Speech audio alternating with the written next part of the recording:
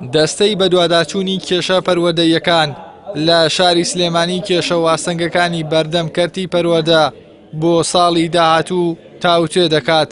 هۆشیاریش دەداتە حکوومەت لە هەرزێنانی کەرتی پەروەردە بەهۆی قەیرانی دارایی و بایکۆتەوە.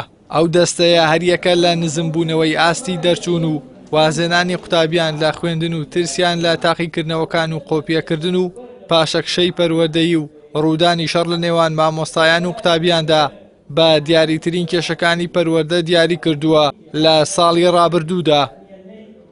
کێشە و گرفتەکانی دیارە خۆتان نەزانن یەکەم بژێوی مامۆسانی قەیرانی دارایی ئەمە خۆی لە خۆی دابیری با ساڵی پار 100 ڕۆژی کامل داوام نەکرا خۆی ساڵێکی خوێندن 180 ڕۆژە 100 ڕۆژ داوام نەکەی ئەبێ چی بدۆزیتەوە بۆ چارەسەری ئەمە بۆیە ئێمە ناتوانین تاشتێکی تەندروست پەروەردە بکەین ئەگەر نەتوانین بە تەواوەتی داوام بکەین بۆیە ئەمە یەکێکە لە کێشەکانی.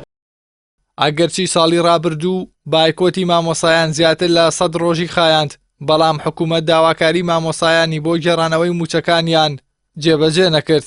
بەهۆی بایکۆتیشەوە ئاستی خوێندن دابەزینی بەرچاوی بەخۆیەوە بینی. سەرۆکی یەکێتی مامۆسایانی کوردستانیش دابەزینی ئاستی خوێندن دەخاتە ئەستۆی حکوومەتی هەرێمی کوردستان. ئێمە لە ڕابردوو تەعاملمان لەگە بەڵێنی حکومەت زۆر هەیە و حکومەت کەمیانی جێبەجێ کردووە. بۆم ساتەوەختە نامانەوەی هەمان بەڵێن وەربگرینەوە بە هەمان شێواز جێبەجێ بکرێت. تەمە ناکەین داهاتوو حکومەت بەبێ ئەوەی بەڵێن با بە ئێمە بتوانە سیستمی موچەڕێک بخاتەوە گوزەرانی مامۆسایان و فەرمانبەران باش بکات تاوەکو هیچ کات مامۆسابی لە بەجێهێشتنی ناوەندەکانی خوێندن و بایکۆتی خوێندن نەکاتەوە لە داهاتوودا.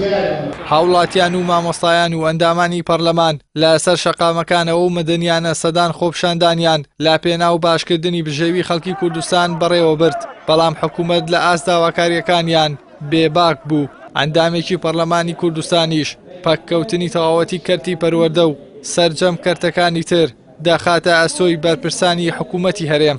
مەسەلەی ئاستی خوێندن کەمی ڕێژەی دەرچوون خراپی تەندروستی هەموو ئەمانەتی لە ئەستۆی حکوومەتە بۆیە پێویستە حکوومەتی هەرێمی کوردستان ئەمانە جێبەجێکە ئەگەر معنایەک بۆ دەوڵەتداری ماوەتەوە. ئێمە وەکو پەرلەمان سەرباری پەخستنی پەرلەمانی کوردستانیش ئەوەی کە لەم زڵوفا ممکن بوو کردومانە، بەڵام بێگومان ئەوانەی کە ئێستا حکومڕانیەکەن لە هەرێمی کوردستانە گروپێکن کە بە معنای کەلیمات لە سیاسەتی دژە خەڵک و سیاسەتی برسیکردن و سیاسەتی خۆدەوڵەمەندکردن پێڕاوەکەن. بۆیە هەموو شتێک لە ئەستۆی ئەوانەیە جا چە حیزب چە حکوومەت.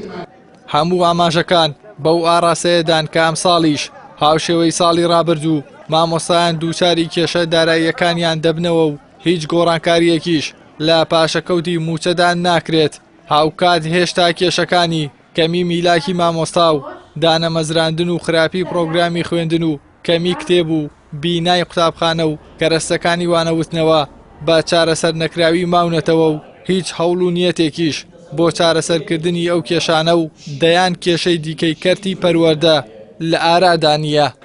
ئیحسان سابر، کەناڵی ئاسمانی، پەیام، سلێمانی.